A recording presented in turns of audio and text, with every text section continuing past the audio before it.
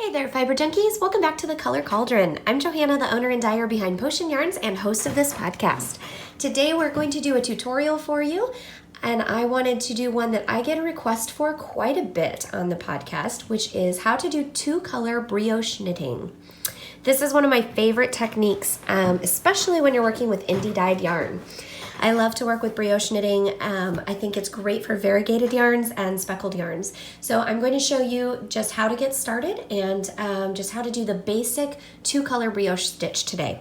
So to do this, you're just going to need any pair of knitting needles. I'm using a circular needle here, but we're not knitting in the round, so you can use straight needles as well. This just happened to be what I had close at hand. And then you'll need two separate colors of yarn, different colors of yarn. If you want more high contrast, you'll want to get ones that are pretty different. You can do these with yarns that are more similar and don't have a high contrast if you like more of a cohesive look. It doesn't really matter what colors they are. It's just two that you like together. And kitty paws are optional.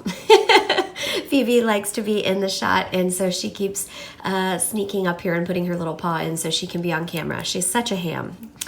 So I have basically started by knitting a few rows of garter stitch in my first color, my main color.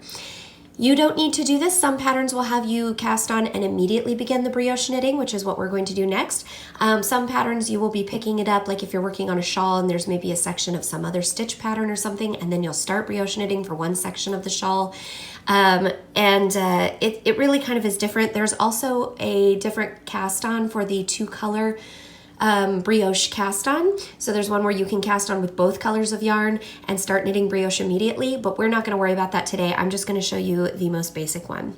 So on the very first row, to start introducing brioche, you're going to take this row. I have 20 stitches here, and you're going to take this row of 20 stitches, and we're going to start setting up the brioche knitting. So you start by knitting your very first stitch, then you're going to put the yarn over the needle, do a yarn over, and then you're going to slip the next stitch purlwise, okay? And then you're going to knit the next stitch. So this yarn over here is going to cross over that stitch you just slipped. Do it again. Yarn over, slip. Knit, yarn over, slip.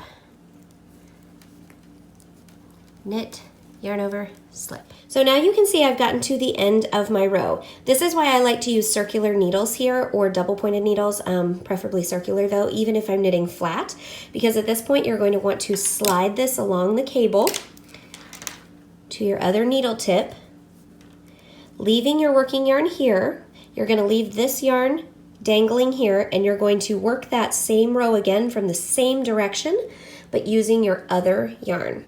So now you're going to take your color number 2, and you're going to start by slipping the stitch that you already knit. So the very first stitch that we knit, we slip that off, and then we're going to purl both the yarn over and the stitch that you slipped. So there's 2 strands of yarn there, and you're going to purl that together. Then you are going to keep this yarn in the front. You're going to slip your next knit stitch, bring it around, so that's like your yarn over, and you're going to purl the next 2 together. Again, that's the yarn over from the previous row and the stitch that you slipped. So on this row, every stitch that you knit, like this one, you are going to slip and then always do your yarn over. So you slip with the yarn in front always, and then do your yarn over. And then you're going to knit together, or in this case, purl together, the yarn over and the slipped stitch from the previous row. So you're working all those stitches that you slipped, and you're slipping all the stitches that you worked. And don't forget your yarn over. That's really important. So at this point, I'm at my last few stitches here. I'm going to slip this one that I worked, yarn over, purl together the slipped stitch and the yarn over from the previous row, and then this is my last one on the row that I knit, so I'm just going to slip that. Now, both of my yarns are on this side of the work, so I'm ready to work back across, and this is what my needle looks like. So now I'm going to turn my needle just like I normally would, just like I'm going to work a normal row, and I am going to grab that first color, and we're going to work back Now this time we're on the back side of the work. So we just did 2 right side rows. Now we're on the back side or the wrong side. And so on this one, the main color is going to be worked as a pearl. So you're going to purl that first one. Then you're going to, again, everything that you worked in the row before, that's why 2-color brioche is so lovely, because you can see easily which color is which. Everything that is this dark green color, I'm going to slip it and do a yarn over, and then purl together the yarn over and the slipped stitch from the previous row. I'm going to purl those 2 together. Okay, when we get to the end of our row, I'm going to drop that working yarn, just like I did before. I'm going to slide it back to the other end of my needle. This is why circular needles are the best.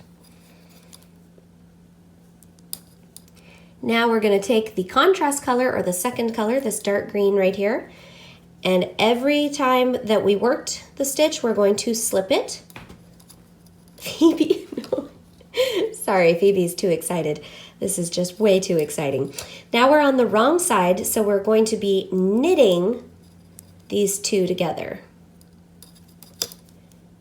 because this would be the back side of the work or the inside of the work, depending on what you're making. Okay, so now again, both of our yarns end up on this side. Oops. And we have our knitting across there.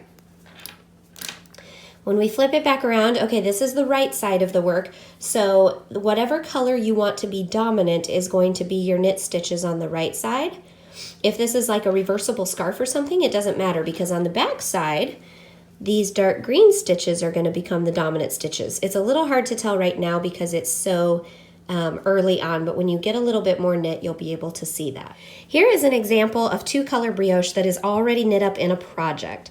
So this is using a couple of different colors of yarns that I faded in, but you can see up here in this section, this top section, this is my Jet Setter colorway, and those knit stitches are popping to the forefront.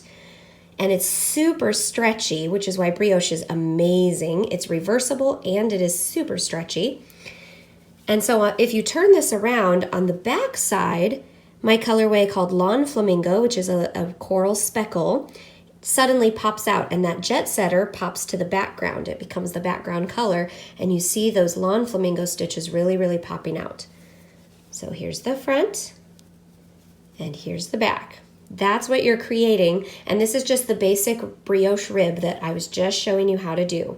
Now, once you get really good at just the basic rib, it's really great to practice this by making like a scarf or a cowl or something that you can just make without a whole lot of shaping or something. But What the Fade is actually a great shawl by Andrea Mowry that you can use to practice brioche, because it just uses that basic stitch, and then you do these increases along the center spine, and also some on the edges here, but they're really simple. Just she gives you very clear directions on how to do that, and they're very simple. And then you can create this beautiful shawl with all these different colors. I've faded all of my hand-dyed yarns in here from the Atomic Age collection, and it really looks fantastic. And it's so fun because it's reversible, so you can see the different colors.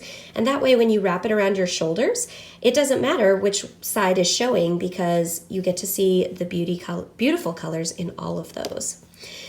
So that is what 2-color brioche looks like when it is finished. Once you get real fancy, you can start getting into things beyond the basic rib, and you can do lace, brioche lace, which is really fabulous. And you can do like all kinds of interesting increases and decreases. I've even done brioche cables, which are really, really fun.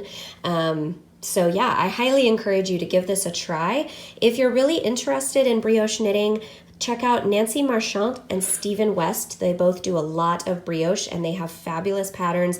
Nancy has some absolutely amazing books that cover the basics of brioche as well as more intricate brioche stitches, and a lot of her books include really more advanced brioche stitches, so you can do things beyond the basics once you get comfortable. So she gives you like stitch patterns and samples, and gives you examples on how you can work those into designs and stuff. So I highly recommend that you check that out, give it a try. I think you will really, really like it. But I hope you enjoy this. If you have any questions or further comments about brioche, please leave them in the comments below. I would love to answer your questions as much as I can. While I am not an an expert on the topic. I do a lot of two-color brioche knitting, and I really do love it. So I would love to help you out as much as I can. So just let me know if you have any questions or comments. Also, please let me know in the comments if there are any other tutorials you would like to see me cover. I can't promise I'll get to everything depending on how comfortable I am with it. Like, I've never tried bead knitting, but that's on my agenda to learn. Hopefully very soon. I'm hoping this year I can learn how to knit with beads. I don't think it's that hard. It's just I've never really bothered to try it. So that's going to be something I try for the first time, but I would love to give tutorials on something. I'm thinking about a steeking tutorial perhaps in the future, but anything else you guys would like to know, I would love to answer as much as possible. So let me know your questions, what tutorials you want to see, or just other topics you'd like to see on the podcast. Thank you guys so much for watching. I hope you have a great day, but it is now time to cast off. Love you.